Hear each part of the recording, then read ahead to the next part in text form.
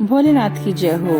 आज की वीडियो में हम आपको बताएंगे कि शिव जी का नाम नीलकंठ क्यों पड़ा। आज आपको अपने वीडियो के माध्यम से मैं समुद्र मंथन के कुछ रोचक तत्व आपको बताने जा रही हूँ, जो इस प्रकार है।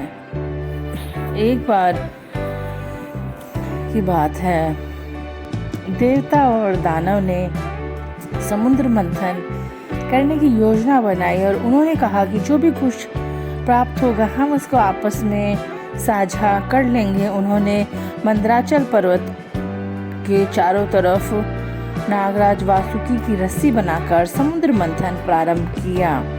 जैसे ही समुद्र मंथन प्रारंभ हुआ, अद्भुत बड़ी बड़ी लहरें उठने लगी और बहुत ही भयानक और विचित्र दृश्य था। और जो मंदराचल पर्वत था, जिसको मदार पर्वत भी कहते हैं, वह डूबने लगा। तब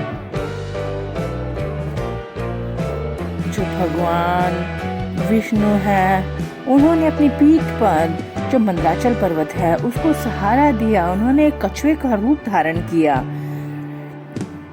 और फिर जैसे ही समुद्र मंथन प्रारंभ हुआ, उसमें बहुत ही अच्छी अच्छी चीजें निकली, अप्सराएं निकली, रत्न निकले और कामधेनु गाय निकली, कल्प वृक्ष निकला, परिजात वृक्ष निकला। बहुत सारी चीजें एक एक करके निकलती गई। फिर जो हलाहल विष है वह निकला। हलाहल विष बहुत ही भयानक विष होता है और सब लोग घबरा गए और देवता ने भी उसको लेने से मना कर दिया और जो असुर हैं उन्होंने भी उसे लेने से मना कर दिया। तब भगवान शिव ने हलाहल जो विष है उसको ग्रहण किया। उन्होंने अपने गले में हलाहल विष को ग्रहण किया और वे नीलकंठ कहलाए। तभी से भगवान भोलेनाथ को नीलकंठ कहा जाता है। भगवान भोलेनाथ की महिमा बहुत विचित्र है।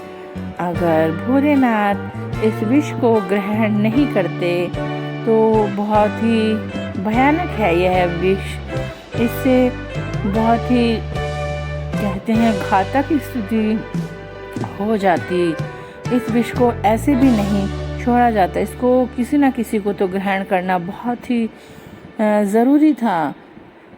भगवान भोलेनाथ की महिमा अपरंपार है। शिव जी नीलकंठ कहलाए। उनका जो गला है वह नीला दिखाई देता है। विष के कारण ही उनका गला नीला दिखाई देता है। जो समुद्र मंथन है उससे हमें यह भी प्रेरणा मिलती है कि हमें कुछ नया या कुछ महान करने के लिए संघर्ष करना पड़ता है। संघर्ष बहुत ज़रूरी है। हमें अपने जीवन में भी संघर्ष करते रहना चाहिए।